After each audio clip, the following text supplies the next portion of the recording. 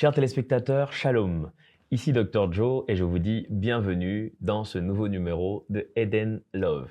Le dimanche passé, nous avons commencé notre enseignement sur le premier chapitre de l'amour et nous avons parlé de l'amour agapé. Bien sûr, c'est déjà spoilé, nous allons parler des 4 formes de l'amour dans ce grand chapitre. Et nous avons commencé avec l'amour agapé, cet amour qui est inconditionnel, qui a une portée sacrificielle et je pense que ça a été une très grande bénédiction pour vous. Mais il existe une autre forme d'amour. Cet amour-là, c'est ce dont il est question quand vous entendez souvent les gens vous dire que la complicité dans le couple, c'est la base. Quand vous entendez les gens vous dire que la communication, c'est la base. Quand vous entendez les gens vous dire qu'il faut que vous soyez amis de votre conjoint ou conjointe. Il s'agit de l'amour philia.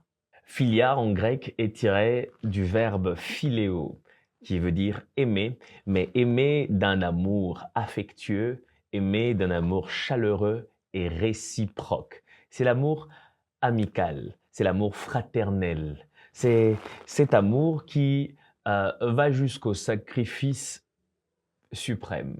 Regarde, Jésus nous donne l'exemple même de cet amour dans Jean chapitre 15 au 13e verset seulement. La Bible dit « Il n'y a pas de plus grand amour que de donner sa vie pour ses amis. » Il n'y a pas de plus grand amour que de donner sa vie pour ses amis. C'est-à-dire que l'amour, le mot qui est utilisé, c'est philéo, et cet amour arrive à atteindre aussi son maximum lorsqu'il s'exprime dans l'idée de se donner pour ses amis, de se sacrifier pour ses amis. C'est cet amour amical, fraternel, qui au jour du malheur va s'exprimer et faire en sorte que ceux qu'on dit aimer ne soient pas en train de chavirer.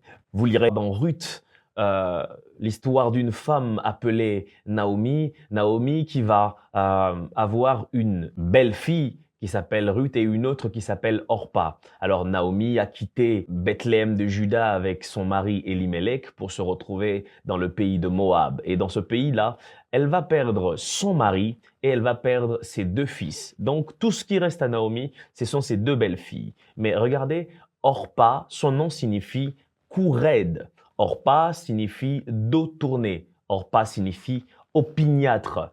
Et quand il était question d'alléger la charge, parce que Naomi ne pouvait pas prendre en charge et sa belle-fille Ruth et sa belle-fille Orpa, parce que toutes les 3 d'ailleurs, selon la loi, ne pouvaient pas hériter de ce que possédait leur mari parce qu'elles n'avaient pas de descendants mâles.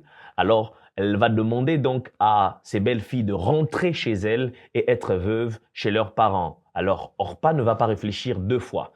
Orpa, dans cette situation de malheur, elle pense à son intérêt. Orpa, dans cette situation de trouble, dans cette situation compliquée, elle pense d'abord à elle. Tout de suite, elle retourne chez ses parents parce qu'elle se dit certainement « là-bas je mangerai mieux, là-bas je vivrai mieux, là-bas je serai bien entretenu ». Mais il y a une des belles filles de Naomi qui s'appelle Ruth. Ruth signifie amitié. Ruth signifie attachement. Et Ruth va dire, je ne te quitterai pas, je m'attacherai à toi et ton Dieu sera mon Dieu, ton peuple sera mon peuple. C'est une image d'amitié. Elle qui n'était pas de Bethléem de Juda, elle était de Moab, mais elle s'est attachée fortement à Naomi. C'était sa belle-mère, mais dans ces circonstances, c'était aussi sa seule amie. Cette amitié l'a aidée à surmonter les épreuves les plus rudes.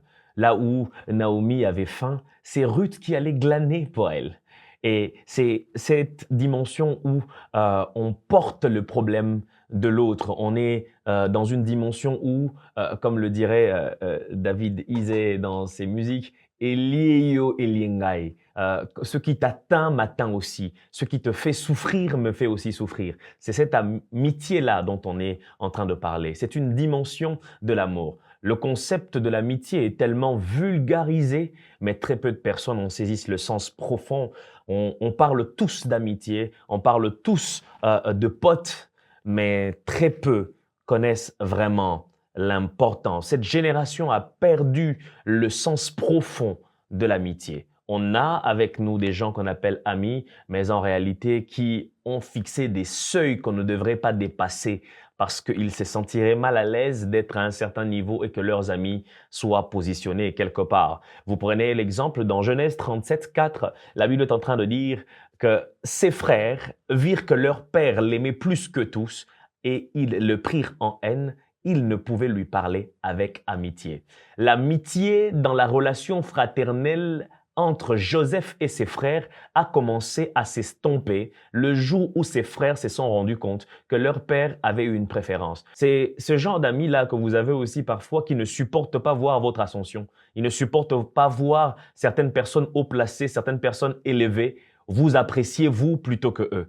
Ils voient dans votre élévation leur abaissement. Ils sont convaincus qu'il faut que vous soyez abaissé pour qu'ils se retrouvent élevés. Ils sont convaincus qu'il faut que vous soyez sali pour qu'ils soient propres. Ils sont convaincus qu'il faut que vous disparaissiez pour qu'ils apparaissent. Ils sont convaincus qu'il faut que votre lumière cesse de briller pour que la leur soit en train d'éclairer encore. Ce sont ces amitiés-là que nous avons aujourd'hui, malheureusement, et même dans le couple, des couples qui ne supportent pas voir l'un monter, positionné d'une certaine façon parce qu'il y a une absence totale du concept d'amitié. Alors, le code d'honneur de l'amitié.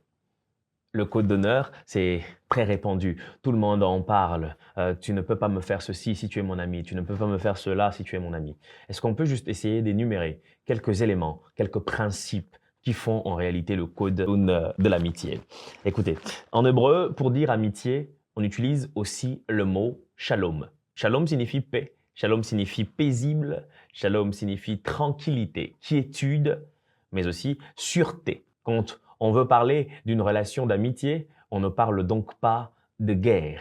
Vous ne pouvez pas dire que vous êtes amis si vous constatez tout le temps de l'opposition. Il y a tout le temps des petites querelles, des rancunes. Tout le temps, vous n'avez pas un temps où vous pouvez vous asseoir, mais vraiment de manière paisible pendant longtemps. Vous avez un jour de paix et 6 jours de guerre. Ça, c'est votre amitié. Ce n'est pas de l'amitié. Il faut essayer de revoir ça. L'amitié se dit aussi shalom en hébreu. L'amitié se dit aussi ahaba. Ahaba, c'est aussi le mot pour dire amour. Parce que quand on parle d'amour, on parle aussi en réalité d'amitié. C'est vraiment très important de comprendre et surtout de faire le lien entre ces concepts-là. L'amour est vraiment lié à l'amitié. La Bible déclare dans Proverbe 17 et le verset 17, « L'ami aime en toutes circonstances et dans le malheur, il se montre un frère. » L'ami aime en toutes circonstances et dans le malheur, il se montre un frère. L'ami, ce n'est pas seulement celui qui va se manifester quand tout va bien, au jour de joie, au jour du bonheur, mais au jour du malheur, il disparaît. Non, non, il est là tout le temps, quand il fait beau et quand il fait sombre, quand il fait beau vivre avec toi et quand le ciel s'obscurcit autour de toi, il se montre encore plus attaché quand les choses ne vont pas bien. C'est celui-là qu'on appelle un ami. Voici donc ce code d'honneur, ces principes qui font même la base et le fondement de l'amitié, que ce soit dans le couple ou dans les relations simplement humaines avec les personnes que nous disons être nos amis. Le premier principe que je vais ici évoquer, c'est la confiance. L'autre mot pour dire amitié en hébreu, c'est code ou sod. En hébreu, cela signifie conseil secret. Pour dire amitié en hébreu, on dit sod, cela signifie conversation intime ou intimité. La Bible dit dans Psaume 25, 14, « L'amitié de l'Éternel est pour ceux qui le craignent, et son alliance leur donne instruction. » Mais j'aime une autre version qui est encore plus intéressante, c'est 2 21, qui dit ceci, « L'Éternel confie ses secrets à ceux qui le craignent. Il leur fait connaître son alliance. » En fait, en réalité, c'est que dans l'autre version, on appelle amitié de l'Éternel. Ici, on dit que ce sont les secrets de l'Éternel. L'amitié est toujours souvent liée aux secrets. Si on n'a pas des choses qui nous sont intimes, si on n'a rien que nous partageons et qui reste dans ce cercle privé, dans ce conseil secret, alors on n'est pas amis. Si ce que je peux mettre dans ta main, tout le monde peut être en train de le voir, c'est que tu n'es pas mon ami. Tu ne peux pas être en train de m'exposer de cette façon et dire que tu es mon ami. Tu ne peux pas être l'oreille qui entend les secrets le plus enfouis de mon cœur, mais en même temps être la bouche qui les divulgue à toutes les personnes qui ne font pas partie de ce cercle. En fait, si j'avais besoin que l'information que je t'ai donnée soit publique, je l'aurais fait moi-même. Mais si je ne l'ai pas publiée et que je suis venu t'en parler à toi, ça veut dire que j'ai voulu qu'elle reste secrète. Tu ne peux pas être en train de partager à quelqu'un que je connais, mais à qui je n'ai pas dit ce que je t'ai dit, ce que je t'ai dit. Si je ne lui ai pas dit ça directement, c'est que je voulais que ça reste entre nous.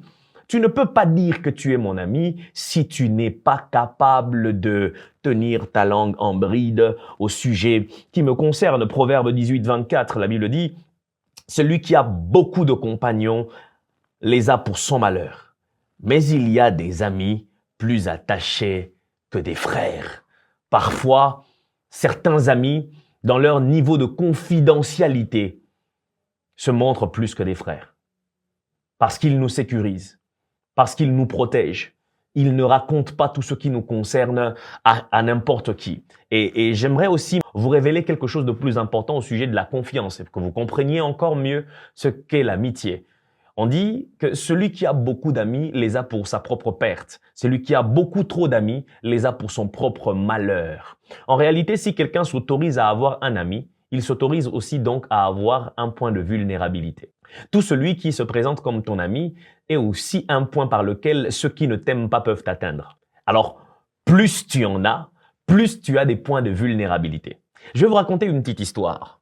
Dans la mythologie grecque, et c'est Homère qui raconte cette histoire dans l'Iliade. Quand vous lisez l'Iliade d'Homère, il raconte l'histoire d'un certain guerrier grec nommé Achille. Achille, lorsqu'il était petit, sa mère voulait d'un héros. Sa mère voulait d'un guerrier. Sa mère voulait faire de lui un homme invulnérable. Alors pour ce faire, elle prit son enfant et l'emmena dans un fleuve qu'on appelle le fleuve Styx. Elle va prendre son enfant, son fils Achille, et le plonger complètement dans le fleuve Styx, afin que tout son corps devienne invulnérable. Mais il n'y avait qu'une seule partie de son corps qui était vulnérable, c'était la partie que sa mère a touchée pour le plonger, c'était son talon. Sa mère le tint par le talon et le plongea complètement dans le fleuve Styx pour que son fils devienne invulnérable. Quand sa mère l'a fait sortir, tout son corps était invulnérable, sauf le talon d'Achille. C'est comme ça qu'on parle de l'expression « le talon d'Achille de quelqu'un ». Le talon d'Achille de quelqu'un, c'est son seul point de vulnérabilité. En d'autres termes, l'ami qui peut être le canal de ta bénédiction peut aussi être le canal des problèmes qui peuvent arriver dans ta vie. L'ami qui peut être le pont par lequel les grâces viennent à toi, le pont par lequel les connexions viennent à toi, le pont par lequel les opportunités viennent à toi, peut aussi être le pont qui fait passer tes ennemis pour te détruire. Ainsi, c'est par ce talon que Achille a été rendu invulnérable, mais c'est aussi par ce talon que Achille a été tué par Paris. Comprenez les amitiés de cette façon. Voyez chaque ami que vous avez comme un point de vulnérabilité et vous comprendrez que vous ne devez pas en avoir beaucoup. Il y a juste des gens qui doivent être des connaissances. Il y a juste des gens qui doivent rester à un certain niveau. Comprenez l'amitié aussi comme l'architecture du temple. Dans le temple, il y a des amis du parvis. Là-bas, il y a beaucoup de gens. Il y a beaucoup de bruit. C'est des gens qu'on rencontre dans notre quotidien, avec qui on se connaît de visage, on se voit. Ce sont des connaissances. De nom, on peut se dire bonjour, ainsi de suite. Mais plus on avance, moins il y a de monde. C'est les amis du lieu saint. Eux sont au courant de certaines informations qui nous concernent. Hein. Ils savent où est-ce qu'on étudie, ils savent peut-être qui sont nos parents, ils savent peut-être dans quelle ville on habite, mais n'ont pas certaines informations encore clés nous concernant. Ils n'ont pas notre adresse, ils n'ont pas certains détails de nos relations, de certaines relations plus profondes que nous avons avec certaines personnes. Ils n'ont pas certains détails de ce qui se passe dans notre vie. Et plus on avance, il y a très peu de personnes. Et dans le lieu très saint, il n'y a qu'une personne qui a le droit d'entrer. En fait, vous allez vous rendre compte qu'en réalité, plus vous avancez dans votre maturité, moins vous avez d'amis. Plus vous grandissez, moins vous avez d'amis. Vous avez beaucoup de gens que vous connaissez dans votre répertoire. Vous pouvez avoir 500, 1000 contacts, mais peut-être 2 seulement sont vos amis. Celui que vous autorisez à être votre ami, en tout cas s'il en est un, est aussi votre point faible. Parce qu'il est au courant des détails de ta vie. Il sait quand est-ce que tu manges, il sait ce que tu aimes, et si on veut t'empoisonner, on ne t'empoisonnera jamais dans ce que tu n'aimes pas. Et comment est-ce qu'on est au courant des choses que tu aimes? Bien sûr par le canal de ceux à qui tu te confies. Ainsi, si tes ennemis détiennent des informations de toi que tu ne leur as pas transmises, sache une chose, ce sont donc tes amis qui l'ont fait à ta place. Si tu entends que tes ennemis sont en train de raconter sur toi que tu ne te laves pas, que tu as du mal à prendre ta douche, à prendre soin de toi, alors qu'ils ne vivent pas avec toi, ils ne te côtoient pas, mais ils te critiquent en ces termes et que c'est vrai, sache que tu as des amis qui racontent ta vie privée à d'autres personnes. Je ne vous encourage pas à ne pas vous laver, lavez-vous quand même, c'est très important, mais ce n'est pas non plus bien que vous ayez des amis qui racontent vos vulnérabilités à vos ennemis, à d'autres personnes. En réalité, ce ne sont pas des amis. Si vous ne pouvez pas leur faire confiance, ce ne sont pas des amis. Si vous êtes mal à l'aise quand vos amis ne sont pas avec vous, ce ne sont pas vos amis. C'est-à-dire que tu sais qu'ils devaient rencontrer quelqu'un et toi, tu n'es pas là. Constamment, tu te poses des questions sur qu'est-ce qu'ils sont en train de se dire. Est-ce qu'ils ne me critiquent pas? Est-ce que les deux là, pendant qu'ils parlent, ils ne sont pas en train de parler de moi là-bas? Vous n'êtes pas amis. Il y a un problème de confiance. Quand il n'y a pas de confiance, il y a un problème de stabilité, de l'amitié. Les amis doivent être dignes de confiance. Dignes de confiance au point où ton secret à toi ne devrait pas être une arme dans leurs mains. Les choses qui te concernent, les choses confidentielles, ne devraient pas être un instrument dont ils devraient se servir pour se justifier ou pour sortir d'une situation. Tu entendras certaines personnes dire « Mais non, c'était parce qu'on était en train de m'accuser. Du coup, justement, j'ai raconté ça pour prouver que ce n'était pas vrai ce qu'ils disaient. J'ai raconté ça pour prouver que, en fait, ce n'était pas la vérité. » Regarde ce que la Bible nous dit. Proverbe 25, 9 à 10. La Bible dit ceci. « Défends ta cause contre ton prochain, mais ne révèle pas le secret d'un autre, de peur qu'en l'apprenant, il ne te couvre de honte et que ta mauvaise renommée ne s'efface pas. » Il y a un très grand risque à faire ça et c'est très malsain de faire ça. C'est malsain de chercher à couler un autre pour se justifier, à révéler le secret de quelqu'un qui nous faisait confiance parce qu'on veut se sortir d'une situation. Trouve des arguments. Je ne sais pas comment tu vas faire. Trouve d'autres arguments. Trouve d'autres ressources, en tout cas pour te permettre de te justifier contre celui qui t'accuse. Mais ne divulgue pas mes secrets à moi. Ce ne sont pas des preuves que je t'ai fournies. Je t'ai confié ces choses en amitié. Je ne t'ai pas donné des arguments pour te justifier dans les situations conflictuelles de ta vie. Trouve d'autres arguments, mais ne sois pas en train d'exposer mes secrets à moi. On est amis parce qu'on devrait se faire confiance aussi. On devrait se faire confiance. Je devrais être tranquille à l'idée que tu détiens mes secrets. J'ai vu un post qui fait paniquer les gens.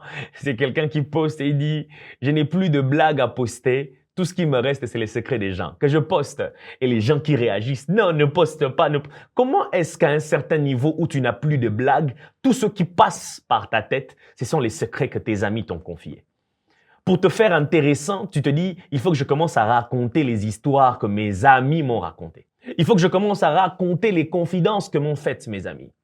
Il faut que je commence à dire des choses et parfois même, ils épicent et ce qu'on leur a dit et ce qu'on ne leur a pas dit.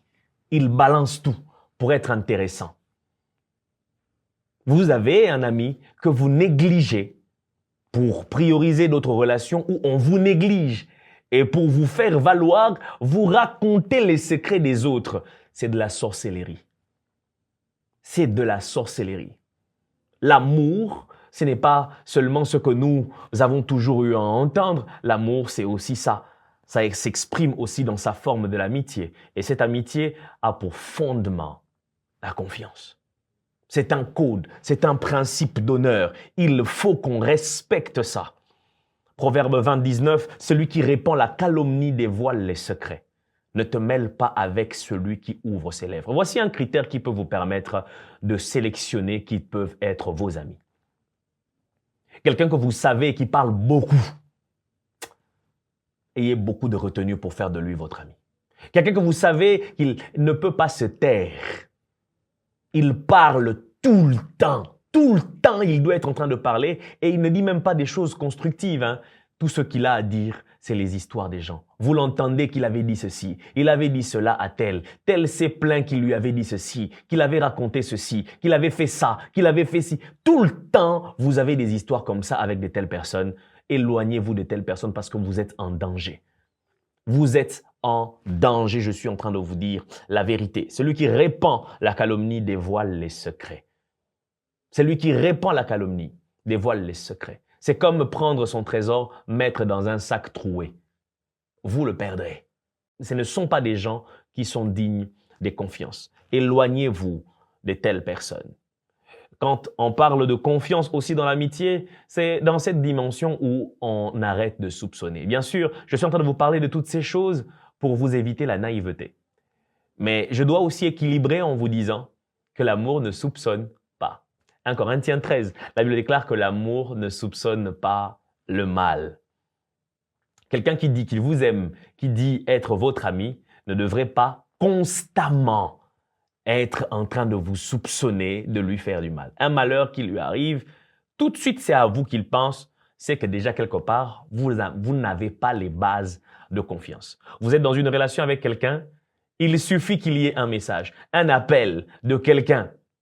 Tout de suite, il y a quelque chose. Tout de suite, on soupçonne. Tout de suite, on pense qu'il y a une histoire qui se trame. Et tu l'entends dire, je connais, j'ai un 6e sens. Je sens que tu es en train de me tromper. Je sens que tu es en train de me mentir. Ce sont ces choses-là qui détruisent aussi les relations. Vous devez être amis. Si vous voulez vivre longtemps en étant en couple, soyez des amis. Les amis se font confiance. Les amis se font confiance, les amis. La naïveté vous fait passer pour l'idiot dans l'histoire. Mais la suspicion vous fait passer pour l'injuste qui tout le temps cherche le mal. L'injuste qui tout le temps cherche la faute. Alors, ne soyez pas naïfs, ne soyez pas non plus suspicieux. Faites en sorte que votre amitié soit basée sur la confiance. La confiance doit faire en sorte que vous ne regardiez pas votre ami comme votre ennemi, que vous ne soyez pas en train de prendre des mesures de sécurité, comme si vous étiez en présence des ennemis. Mais en réalité, vous parlez d'un ami. Je vous ai dit, en hébreu, c'est le mot sod, qui veut dire intimité. L'intimité, c'est une forme de nudité. L'intimité, c'est une forme d'exposition sans filtre. Vous ne pouvez pas avoir quelqu'un que vous appelez ami, mais devant qui vous ne pouvez pas vous mettre à nu. Émotionnellement d'abord. Je ne parle pas ici de nudité physique corporelle. La nudité émotionnelle existe. Votre ami devra être au courant de quelles sont vos émotions à son sujet, à son égard. Et ça doit être des émotions pures. Vous devez être vraiment digne de confiance. Et je dis ici émotion pure pour idéaliser cette histoire, mais même quand vous êtes en colère contre votre ami, il devrait le savoir.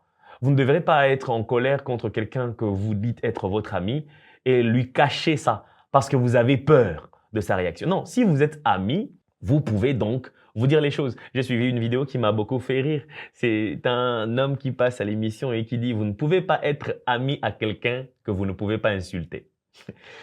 C'était très drôle, mais il y a une part de vérité dans cette histoire. Si vous ne pouvez pas mettre à nu vos émotions devant celui que vous appelez votre ami, c'est que vous n'avez pas assez de confiance entre vous. La naïveté vous fait passer pour l'idiot dans l'histoire, mais la suspicion vous fait passer pour l'injuste dans l'histoire. Faites attention, cherchez l'équilibre et ne tombez pas dans le piège de l'ennemi dans vos relations amicales. On va mettre une pause après ce grand principe de la confiance pour écouter une question des internautes. Il s'appelle Miché et il a posé sa question. Écoutez-le. Bonjour Dr Joe. J'ai suivi avec attention la première partie de Eden Love. Tu parlais de l'amour agapé qui est un amour inconditionnel et qui donne sans attendre en retour. Ma question est celle de savoir, que dirais-tu à quelqu'un qui donne sans cesse dans une relation sans jamais rien recevoir, pas même un signe d'affection ou d'intérêt? Merci. Le deuxième principe, c'est le soutien. Le soutien est primordial. C'est vraiment important que dans une relation d'amitié, qu'on soit en train de se dire « je peux compter sur l'autre pour réussir à atteindre mon objectif », que je peux compter sur mon ami quand je suis dans une phase où seul je ne peux pas me relever, seul je ne peux pas atteindre mon objectif, je peux compter sur lui. Les yeux fermés, quelque chose de mal m'arrive, je sais qui je peux appeler et que les personnes que je peux appeler, ça soit mes amis. J'ai un souci, j'ai vraiment un problème, c'est qui que je peux appeler et qui peut m'aider sans broncher, qui peut m'aider sans murmurer. Le soutien est important dans une relation d'amitié. Et si vous êtes incapable de soutenir votre ami, je vous parle à vous, mais il se peut que vous soyez le mauvais ami. Si vous êtes incapable de soutenir vos amis, si vous êtes incapable, même dans le couple, de soutenir votre conjoint dans ce qu'il a comme projet, dans ce qu'il veut essayer de faire ressortir le meilleur de lui, alors vous n'êtes pas un bon ami. Vous n'êtes même pas un ami. Les amis soutiennent, les amis accompagnent. Si ce soutien n'existe pas, alors c'est une relation qui peut devenir toxique et nocive, qui n'a qu'un seul sens et qui peut vraiment détruire la vie de quelqu'un et faire détester toute relation d'amitié. Il y a beaucoup de gens qui, aujourd'hui, malheureusement, c'est pas bien, mais par analogie, ont décidé de ne plus avoir d'amis parce qu'ils se sentent trahis. Ils ont beaucoup trop investi et il n'y avait jamais de retour. Parce que l'amour philia nécessite de la réciprocité. Si, par exemple, vous vous trouvez dans une situation assez complexe comme notre frère Miché, vous êtes dans une relation avec une personne qui, elle, ne fait aucun effort, alors que vous donnez sans attendre, vous manifestez l'amour agapé, vous manifestez l'amour en donnant sans attendre quoi que ce soit en retour. C'est très bien, vous êtes en bonne posture, vous êtes dans une posture dynamique de l'amour, vous voulez que les choses soient en train de marcher. Mais l'autre ne fait absolument rien, il est en très mauvaise posture, il est statique et ne veut pas manifester l'amour d'une quelconque façon, pas seulement en vous donnant des cadeaux, mais même par son affection, il n'y a rien. C'est que cette personne-là n'a absolument encore rien compris, soit c'est une personne qui vraiment ne vous aime pas, parce que l'amour n'est pas censé être conjugué de façon unilatérale. On appelle l'amour agapé, mais il y a aussi l'amour philia. L'amour philia va évoquer justement le fait de la réciprocité, dans une dimension où on s'aime, on donne sans attendre, mais il y a de la réciprocité qui est exprimée aussi. L'amour peut prendre aussi ce couloir-là. C'est ça l'amour parfait comme Dieu le veut, que nous soyons aussi dans la mesure où on manifeste, peu importe le moyen. Tout le monde n'exprime pas son amour de la même façon, nous aborderons ce sujet, mais peu importe le moyen par lequel nous voulons exprimer notre amour, il faut que l'autre réussisse à comprendre notre langage. C'est très important. Mais s'il n'y a pas du tout de langage, c'est compliqué. C'est que vous êtes dans une relation où l'autre ne vous aime vraiment pas, il est là pour profiter. Vous êtes dans une relation où l'autre n'a aucun sentiment, aucun amour pour vous, il est là pour les affaires. L'autre est là pour se faire des dents en or derrière vos cadeaux, derrière ce que vous lui faites comme présent. Alors, prenez votre recul, prenez du recul en tout cas face à une telle situation et réexaminez votre relation et surtout, pourquoi pas faire asseoir la personne et lui parler. Échanger avec la personne, lui faire comprendre cette réalité, ce qui vous dérange, ce qui vous blesse à l'intérieur de vous, pour essayer de voir quelle est son attitude après. Est-ce qu'il change? Est-ce que la personne est en train d'évoluer? Ça peut être un homme ou une femme, peu importe. Il y a des femmes qui ont beaucoup trop investi sans retour. Et comme il y a des hommes qui ont beaucoup trop investi sans retour. Il faut comprendre que l'amour, pour que le couple soit en train d'avancer, ne doit pas prendre que le couloir de l'agapé, c'est très bien, mais aussi prendre le couloir de philia, qu'il y ait de l'amitié, qu'il y ait de la réciprocité, qu'il y ait ces rapports d'échange et de partage. Vous devez pouvoir compter sur votre ami pour vous accompagner, pour vous aider, pour vous soutenir dans ce que vous avez comme projet, vous soutenir dans ce que vous avez comme aspiration, ce que vous avez comme ambition. Le soutien est très important. Je suis en train de vous dire ces choses pour vous aider soit à bien choisir les personnes que vous faites entrer dans votre cercle privé, soit pour que vous soyez en train d'améliorer vos rapports avec les personnes qui sont déjà dans votre cercle privé. Ils doivent pouvoir compter sur vous. Ils lancent un projet, soutenez-le. Ils lancent une entreprise, soutenez-le. Partagez ces vidéos, partagez ces produits, appelez les gens, dites-leur qu'il y a une offre, il y a quelque chose, comme si c'était votre propre projet à vous. Soutenez au plus haut point parce que c'est votre ami. Sa gloire, c'est aussi votre gloire. Son élévation, c'est aussi votre élévation. Alors, soutenez-le. Les personnes qui pèsent sur votre morale, ce ne sont pas des amis, ce sont des sangsues. Des personnes qui ne sont jamais là pour vous soutenir. Ils sont là pour recevoir. Ce sont des éponges. Dans toute leur ingratitude, ils vous cracheront sur la figure les jours où ils auront tout ce qu'ils ont voulu avoir et ne vous rendront aucunement l'appareil. Ils ne vous rendront aucunement ce que vous avez investi en eux. Et ce sont des gens à éviter, ce sont des gens à fuir. Parce que même dans les situations les plus compliquées de la vie, on a besoin du soutien. Le soutien, ce n'est pas seulement quand on cherche à propulser, à promouvoir une idée, un projet, une entreprise d'un ami. Mais le soutien, c'est aussi quand l'ami est en train de passer par des phases assez compliquées de la vie. Il se retrouve par exemple à perdre un parent proche, ou il se retrouve à vivre une peine de cœur. Ça doit être votre problème à vous aussi. Investissez-vous dans cette histoire, soutenez celui que vous appelez ami. Vous ne pouvez pas être avec quelqu'un que vous dites être votre ami, qui est en train de faire un deuil, et vous rigolez, vous mangez, vous faites votre vie, vous ne portez aucunement son deuil en disant quoi? Au fait, je ne suis pas très proche de la personne qui est morte, du coup, je me sentais... Non, même si c'est le cas, vous devez porter son deuil. Pas pour la personne qui est morte, mais au moins pour votre ami qui est chagriné par la perte de cette personne. Accompagnez-le. Il y a quelqu'un qui était très énervé contre sa femme parce que perdant son père, sa femme ne réagissait pas comme l'homme attendait. C'était pas son problème, c'était son deuil à lui. Qu'il se débrouille avec son histoire. Ben, je serai là, hein, je mettrai ma tenue noire, je viendrai, mais pleurer, c'est pas mon truc. On vous demande pas de verser des fleuves de larmes, mais au moins être là, dire des paroles réconfortantes, encourager, soutenir, être là.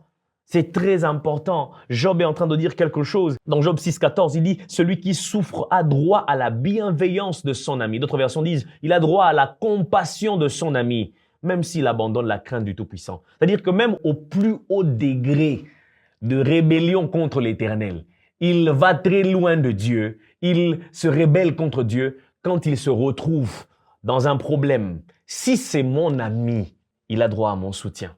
Je m'approche de lui, je lui apporte mon soutien. Lui dire, tu n'es pas seul dans cette histoire, on est ensemble. Tu n'es pas seul dans ce problème, on est ensemble. Ah, tu as un problème au niveau de tes études, les loyers que tu dois payer. Regarde, tu es mon ami. Si tu te retrouves dehors, ça ne fera plaisir à personne. Je vais t'accompagner, je vais te soutenir. Avec le peu que j'ai, je vais contribuer, je vais partager avec toi afin que nous soyons tous les deux dans une bonne situation. Quelqu'un qui est en train de souffrir, mais qui dit être votre ami, c'est de votre intérêt de faire en sorte qu'il se sente bien. Parce que s'il n'est pas bien en votre compagnie, il peut finir par vous blesser aussi. Prenez ça très au sérieux. Quelqu'un qui est dans votre cercle proche, qui passe par des moments très difficiles, qui émotionnellement n'est pas bien, faites de ça votre priorité. Parce que négliger ce fait peut faire en sorte que vous finissez aussi blessé par cette personne que vous avez laissée à terre. Pour tomber, on a besoin de personne. On se débrouille seul. Mais pour se relever, on a besoin de la main d'un ami. Ainsi, vous devez vous investir, vraiment les amis, à vivre votre relation d'amour avec une profonde amitié qui implique le soutien, la réciprocité. Ce partage-là, c'est très important. Luc 14, 12. Jésus est en train de dire quelque chose qui est en train de confirmer ce que je suis en train de dire. Il dit aussi à celui qui l'avait invité, lorsque tu organises un dîner ou un souper, n'invite pas tes amis, ni tes frères, ni tes parents, ni des voisins riches, de peur qu'ils ne t'invitent à leur tour pour te rendre l'appareil. En d'autres termes, les personnes qui rendent l'appareil, ce sont les amis. Les amis rendent l'appareil. Quand on te fait un bien, tu cherches toi aussi à faire du bien à celui qui t'a fait du bien, à ton ami. C'est naturel dans l'amitié qu'il y ait une certaine réciprocité. Si je me bats, je me tue, je me plie en quatre pour toi, je devrais pouvoir compter sur toi. Quand j'ai un problème, je devrais pouvoir compter sur toi. Me dire que la main que j'ai prise pour te faire sortir devrait être aussi la main qui me prendra pour me relever quand je serai à terre. S'il te plaît, si tu es mon ami, pense à ça. Pense à ça. Et si tu es l'ami de quelqu'un, pense à ça. Vis ta vie en cherchant à faire aussi du bien à ceux qui te font du bien. C'est très important. Ne vivez pas votre relation en attendant qu'on fasse uniquement pour vous et sans vous dire que l'autre pourrait aussi exiger, désirer la même chose. Alors, pour finir avec ce principe, un petit conseil. Arrêtez de vouloir parcourir des océans pour des personnes qui ne sont pas capables de traverser une petite flaque d'eau pour vous. Le troisième principe de l'amitié, troisième fondement de l'amitié, troisième pilier de l'amitié, c'est la fidélité et la loyauté. La fidélité est un concept super important que nous ne devons pas négliger. La loyauté. Dans toute relation, que ce soit dans le mariage ou chez les fiancés ou même simplement les amis, hein, il y a besoin d'une certaine fidélité. Tu ne peux pas être à la fois mon ami et l'ami de mes ennemis. Ça n'a pas de sens. Et vos problèmes, c'est vos problèmes. Non, non. Il y en a même qui, se retrouvent dans la connaissance de ce qui m'a séparé peut-être de ces personnes-là et ils ont décidé de prendre parti pour ces gens-là. Vous ne pouvez pas en même temps vous dire être mon ami. La loyauté est très importante. La loyauté n'est pas à négliger. La loyauté, ce n'est pas juste quelque chose qu'on exprime à cause du temps. J'ai l'habitude de le dire, la loyauté ne se justifie pas dans le temps qu'on passe avec une personne. Ce n'est pas parce que vous avez fait 5 ans, 6 ans, 7 ans, 8 ans ensemble que vous êtes loyal. Ce n'est pas parce que tu es resté à ses côtés depuis 10 ans maintenant que tu lui es loyal. La loyauté ne s'exprime pas seulement dans la durée. La loyauté, c'est d'abord une histoire d'attitude. Car quelqu'un qui cherche à te détruire, mais qui ne trouve pas l'opportunité, il reste attaché à toi jusqu'à ce qu'il voie le moment opportun pour te détruire. Et ça peut prendre 1 année, ça peut prendre 2 ans, 3 ans, 5 ans, 10 ans. Et il te détruira enfin quand il en aura l'opportunité. D'autres personnes ne se montrent pas déloyales simplement parce qu'ils n'ont pas encore eu l'opportunité de se montrer déloyales. Ils ne se montrent pas déloyaux simplement parce qu'il n'y a rien qui les a poussés à révéler leur profonde nature. Est-ce qu'il y a eu déjà une proposition qui peut faire en sorte que tu trahisses ton ami, mais que tu as refusé? Est-ce que tu as déjà eu une tentation dans votre couple, dans votre relation? Est-ce que le simple fait que tu n'aies jamais sorti avec quelqu'un d'autre que ton copain ou ton conjoint, ton fiancé, qui prouve que tu lui es loyal et fidèle? Est-ce que si on te mettait en face de quelqu'un qui est prêt à tout pour coucher avec toi, tu garderais ta fidélité? C'est à ces stades justement qu'on arrive à vérifier, à connaître vraiment qui nous est loyal, qui nous est fidèle. Ce n'est pas quand tout va bien, c'est quand tout va mal. Ce n'est pas quand il n'y a aucune tentation. Au contraire, c'est quand il y a des épreuves qui se manifestent qu'on peut reconnaître la véracité de la loyauté qui a été déclarée. Tout le monde peut dire, c'est très facile de dire qu'on est loyal. Mais si on n'a jamais été en face des situations qui pourraient faire remonter à la surface notre déloyauté, on ne peut pas dire qu'on est loyal. Il y a des femmes que tu n'as pas encore vues. Ne sois pas pressé de dire ce que tu dis. Et ne sois pas simplement en train de dire « Ah, elle m'est loyale, il m'est loyal » simplement parce que vous avez vécu 5 ans, 6 ans, 7 ans, 8 ans. Non, il y a des relations, des mariages qui sont bâtis sur l'argent, sur les finances. Et ça peut prendre 10 ans, 15 ans, 20 ans même. L'objectif de la femme, c'est d'attendre que le mari meure et qu'elle hérite des biens, qu'elle soit en train de faire ce qu'elle veut faire. D'autres précipitent même carrément la mort. Ce n'est pas parce que ça a pris 5 ans, 10 ans que on peut déclarer qu'il y a une forme de loyauté. La loyauté, ce n'est pas seulement le temps qu'on a passé ensemble. Parfois, certaines personnes peuvent arriver seulement depuis 10 jours, depuis 20 jours, depuis 30 jours, se montrer beaucoup plus loyales que ceux qui ont été là depuis 10 ans. C'est vrai que c'est dans le temps qu'on éprouve les gens, mais ce n'est pas toujours le temps qui reste le facteur principal pour mesurer la loyauté de quelqu'un. La loyauté, c'est d'abord l'attitude du cœur. Et ça, c'est dans le témoignage de l'Esprit de Dieu aussi. Vous devez prier pour vos amis. Vous devez prier pour vos relations. Que le Seigneur vous aide à discerner qui sont les vrais et qui sont les faux. Ce n'est pas simplement par le temps que vous avez passé ensemble que vous allez déterminer que tel est ami ou que tel ne l'est pas.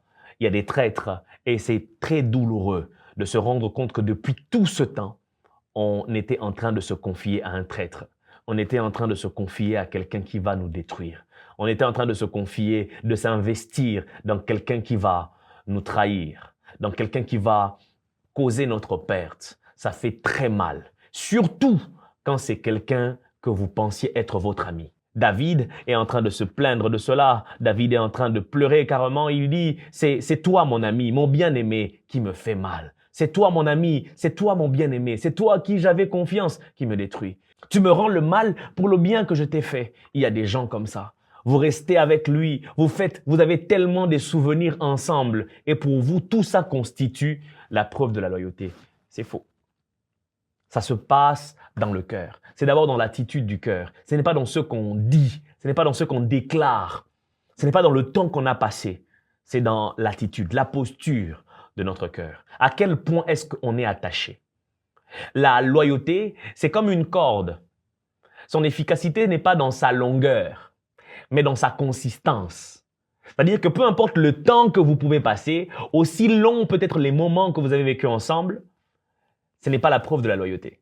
La loyauté se repose dans les principes de la consistance de la corde. À quel point est-ce qu'on est attaché?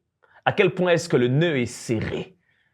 À quel point est-ce qu'on est collé, cimenté à cette personne-là? La Bible déclare dans Proverbe 18, le verset 24, qu'il y a des amis qui sont plus que des frères en temps de malheur. Il y a des amis qui se montrent comme des frères. Il y a des amis qui sont plus attachés que des frères dans les temps des malheurs, dans les temps des souffrances. Ceux qui ont beaucoup d'amis les ont pour leur propre perte. Mais quand on a des vrais amis, ils se montrent plus attachés que des frères. Je suis en train de prier pour vous, que le Seigneur vous donne des relations stables avec des personnes qui sont réellement attachées à vous, qui ne vous abandonnent pas pour un oui ou pour un non. Des relations qui vont rester de manière constante, établies sur les fondements de la loyauté, le fondement de la confiance, les fondements du soutien mutuel.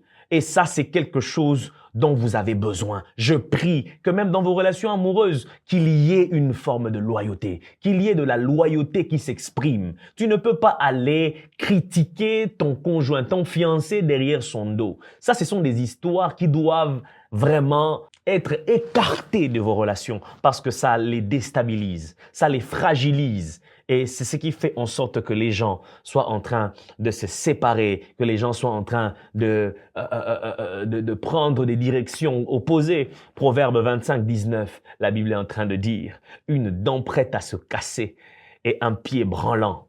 Voilà ce qu'est le jour de la détresse, mais voilà ce qu'est la confiance placée dans un traître. » Quand tu places ta confiance dans un traître, ça fait mal.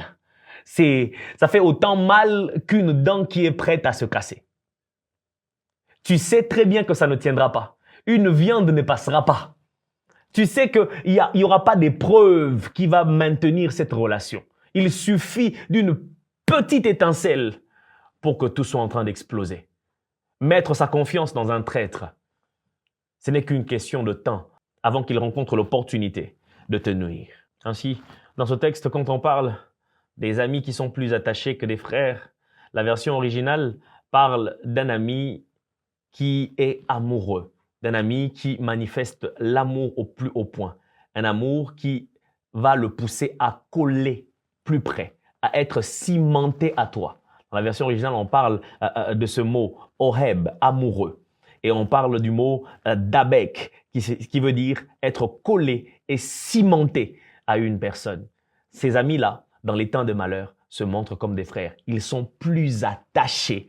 Il y a plus que le lien de sang qui vous unit. Il y a quelque chose de plus fort. C'est l'attitude de leur cœur à votre égard. Comment est-ce qu'ils vous regardent? Au début, vous vous souvenez de ce texte-là? Les frères de Joseph ne pouvaient plus le regarder en amitié. Il y a certains regards, il y a certaines attitudes qui témoignent de l'amitié qu'on a envers l'autre. C'est la loyauté, c'est la constance de la relation. D'où cette célèbre maxime de Cicéron qui dit « Amicus certus in re incerta carnitur ».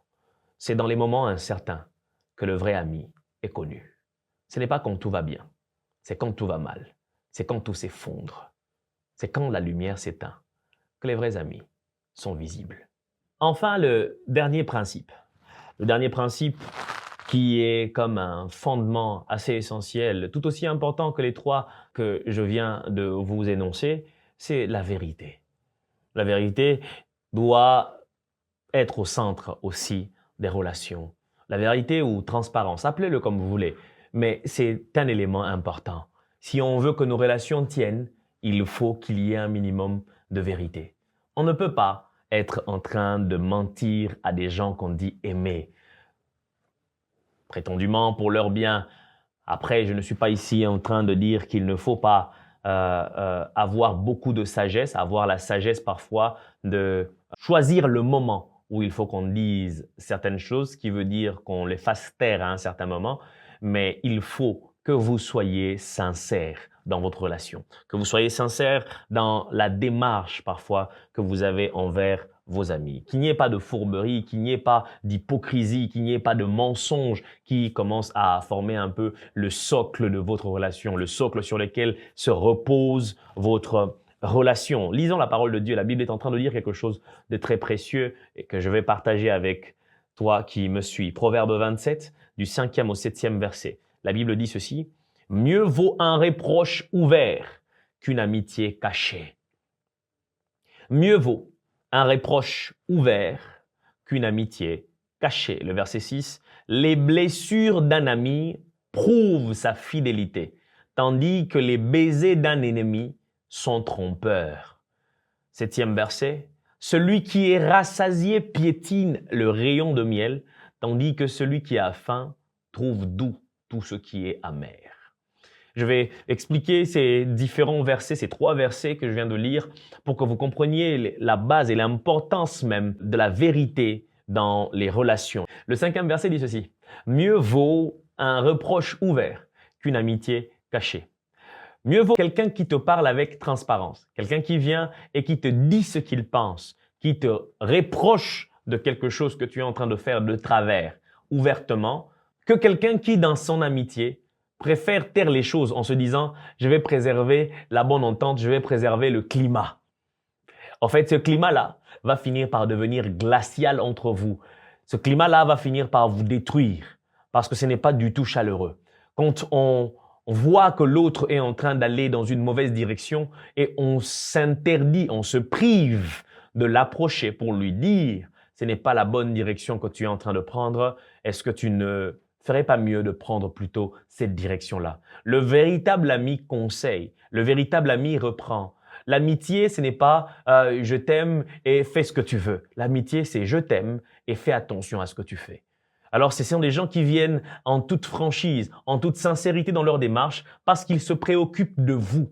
Ils se préoccupent de votre sort. Ils ne veulent pas que vous soyez en train de faire tout ce que vous voulez. Vaut mieux plutôt ces reproches ouverts qu'une amitié qui cache, qui couvre certaines choses que nous faisons pour notre propre malheur, pour notre propre ruine, pour notre propre perte. Ces gens-là, ce ne sont pas des amis. Si tu as un ami qui te voit aller dans le mal et t'encourage dedans, sans te dire la vérité, ce n'est pas un ami. Le véritable ami reprend. Le véritable ami corrige. Le véritable ami dit la vérité. Il ne cache pas des détails. Il ne cache pas les informations utiles qui peuvent sauver la vie de son ami. Le 6e verset est en train de dire que les blessures d'un ami prouvent sa fidélité, tandis que les baisers d'un ennemi sont trompeurs. Vaut mieux que tu aies un ami qui te blesse par ses mots. Vaut mieux pour toi d'avoir un ami qui, par ses mots de vérité pour te corriger, te blesse, qu'un ennemi qui te caresse pour enfin te détruire, pour enfin te tuer.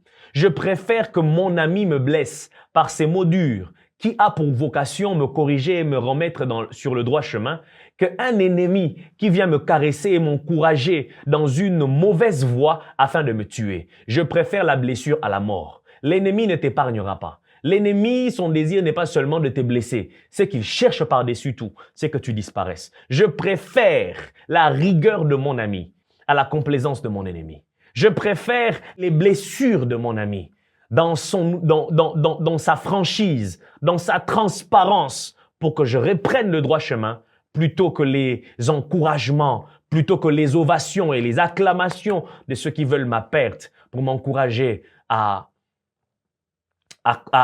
moi-même me détruire, pour m'encourager à moi-même détruire ma vie. Je préfère encore des amis qui n'ont pas perdu leur vérité, qui sont ouverts, qui disent les choses clairement, peut-être crûment, mais pour mon bien. Je vous dis qu'il y a un grand bénéfice à avoir des gens comme ça. Si tu n'as que des amis qui sont comme les fous du roi, ils sont dans la cour du roi, ne disant que les bonnes choses au roi pour se préserver et surtout pour préserver leurs intérêts, leurs avantages. Ils se disent, je dois être en train de dire continuellement des bonnes choses au roi pour que je garde ma position. Tant qu'il est heureux, tant qu'il est content, tout va bien. Peu importe qu'ils soient en train de prendre la voie de la ruine, peu importe qu'ils soient en train de prendre la voie du déclin, tant que je peux avoir mon cabello, tant qu'ils me payent les téléphones que je veux, tant qu'il me paye l'iPhone dernier cri qui vient de sortir, l'iPhone 17, tant que c'est lui qui m'achète ça, qu'il couche avec qui il veut, qu'il fasse ce qu'il veut, je fais comme si je n'avais pas vu. Ces genres d'amitié, ce sont des amitiés à rompre. Ce sont des gens qui ne sont que des sangsues. Ils vont vous caresser dans le sens du poil, mais ne cherchent pas votre bien-être, ne cherchent pas votre épanouissement. Ils attendent d'ailleurs que vous tombiez. Tant que vous leur fournissez ce dont ils ont besoin, votre bien-être n'est pas leur priorité. Ils ne sont pas prêts à vous dire la vérité. Vous faites les choses de travers, ils ne sont pas prêts à vous dire ce qui est vraiment. Ils ne sont pas prêts à vous dire, ma chérie, les aisselles sentent, corrige, lave-toi, parfume-toi, prends soin de ton corps. Mais parce que vous avez l'argent, parce que vous pouvez donner quelques avantages, ils vous laissent comme ça. Ils ne veulent pas vous frustrer, ils ne veulent pas vous froisser.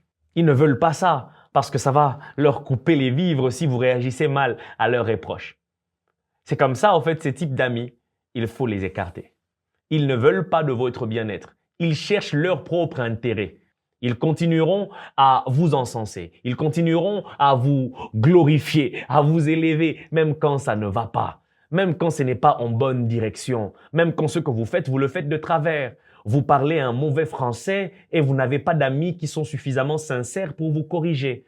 Vous ne parlez pas bien votre langue, vous ne parlez pas bien, vous ne vous exprimez pas bien en français, vous faites des fautes. Vous dites là à la place de le, mais vous n'avez pas d'amis suffisamment sincères pour vous reprendre sur ce sujet, vous corriger et vous aider à vous améliorer. Vous n'avez pas d'amis qui vous disent la vérité par peur de vous froisser. Ce sont des amis qui sont peut-être vos amis, mais ne sont pas amis de votre progrès. Ce sont des amis qui sont peut-être vos amis, mais ne sont pas amis de votre épanouissement. Ce sont des amis qui sont peut-être vos amis, mais ne sont pas amis de votre succès. Car un véritable ami frappe là où il faut frapper, cogne là où il faut cogner, pourvu que son ami soit dans la bonne direction, pourvu que son ami soit en train de suivre le bon chemin. Mieux vaut une vérité qui dérange qu'un silence qui trahit. Les coups d'un vrai ami valent mieux que les caresses d'un hypocrite. Et le 7e verset est en train de dire ceci. Celui qui est rassasié piétine le rayon de miel, tandis que celui qui a faim trouve doux tout ce qui est amer. Vous voyez, l'habitude dans les relations font en sorte qu'on soit en train de mépriser la considération qu'on était censé avoir pour l'autre. On se permet de mentir, on se permet de dire certaines choses parce qu'on s'est trop habitué à être avec ces personnes-là. On se permet de dire certaines faussetés, certains mensonges parce qu'on est trop habitué et on ne les considère plus à leur juste valeur. La vérité, c'est aussi considérer quelqu'un. Dire la vérité à quelqu'un, c'est le considérer. Et ce verset est en train de dire quelque chose. Il dit, celui qui est rassasié piétine le rayon de miel. Parce que tu te dit que tu es dans une posture de suffisance. Tu as pris ton ami pour acquis, alors tu te permets de le négliger. Tu te permets de piétiner votre amitié. Ce qui est bon, ce qui est doux, tu te permets de le piétiner. Et c'est comme ça que par opposition à cela, on est en train de montrer un autre tableau. C'est le tableau de celui qui a faim. Et parce qu'il a faim, il trouve bon, il trouve doux tout ce qui est amer. Je suis en train de te dire ceci. Il y a des gens qui te donneraient tout pour avoir l'amitié que tu es en train de mépriser. Il y a des gens qui donneraient tout pour être à ta place. Il y a des gens qui tueraient pour se retrouver là où tu te trouves. Mais parce que tu es là, tu as commencé à négliger cette relation. Tu as commencé à mépriser cette relation. La considération que tu étais censé avoir pour l'autre, tu ne l'as plus. Tu te dis que tu l'as acquis. Il t'appartient, c'est fini, il peut aller nulle part. Tu seras surpris. Tu seras vraiment désagréablement surpris. Le jour où il découvrira que tu as toujours su, mais tu ne lui as rien dit. Tu as toujours connu ses vérités, mais tu ne lui as pas dit ses vérités. Tu n'as fait que reprendre des mensonges et des mensonges. Et c'est comme ça qu'on arrive à comprendre que ce sont parfois les circonstances qui influencent notre perception. Quand on est dans une circonstance où on est dans la suffisance, on est bien installé, on a les amis qu'il faut, là où il faut, on ne perçoit pas les choses de la même manière que ceux qui n'ont rien. Il y a des gens qui se retrouvent trahis. Il y a des gens qui se retrouvent dans des situations où ils ne peuvent faire confiance à personne. Vous vous êtes déjà rendu compte qu'il y a des gens qui racontent leurs problèmes à des inconnus. Ils se retrouvent dans un salon de coiffure, on est en train de le coiffer, et il se met à raconter ses problèmes parce qu'il n'a tellement pas d'amis à qui se confier. Parce qu'il n'a tellement pas d'amis à qui il peut donner les secrets les plus enfouis de son cœur. Tous ceux qui sont autour de lui sont en réalité des traîtres, des gens qui peuvent retourner leur veste facilement. Alors ils se permettent de parler à des inconnus, des gens qu'ils voient et qu'ils ne vont peut-être pas revoir. Alors je me livre, question de me vider. Question de me vider, parce que j'ai autour de moi des amis qui, eux, n'ont en réalité aucun égard pour moi. Ils mentent, ils ne sont pas sincères. Quand je leur présente les situations compliquées de ma vie, ils me disent ce que je veux entendre, pas ce qu'il faut que j'entende. Je préfère parler à des inconnus, des gens qui seront neutres dans leur jugement, des gens qui seront neutres, qui ne vont pas se dire « Ah, je ne vais pas dire ceci pour ne pas le frustrer ». Les amis disent la vérité. Je préfère ces coups, ces blessures-là, plutôt que les caresses d'un hypocrite. Et regardez ce qui se passe avec Dieu. Exode 33, le 11e verset, la Bible est en train de dire quelque chose qui m'attire. L'Éternel parlait avec Moïse face à face. L'Éternel parlait avec Moïse face à face, comme un homme parle à son ami. L'Éternel parlait avec Moïse face à face, comme un homme parle à son ami. Face à face ici, c'est pour dire avec transparence. C'est pour dire qu'il n'y avait pas de chemin détourné.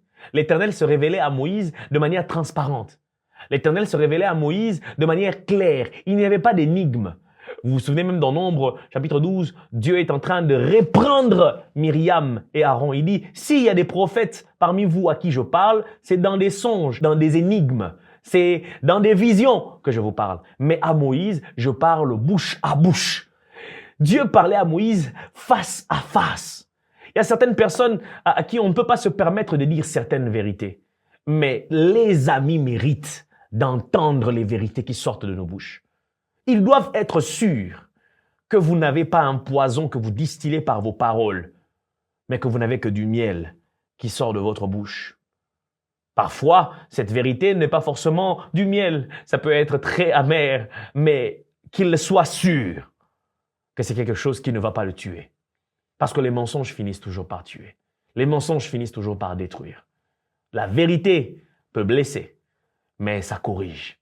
Ça ramène la justice. Ça ramène sur le droit chemin. Et c'est très important de connaître ces choses. L'image de la transparence dans les relations.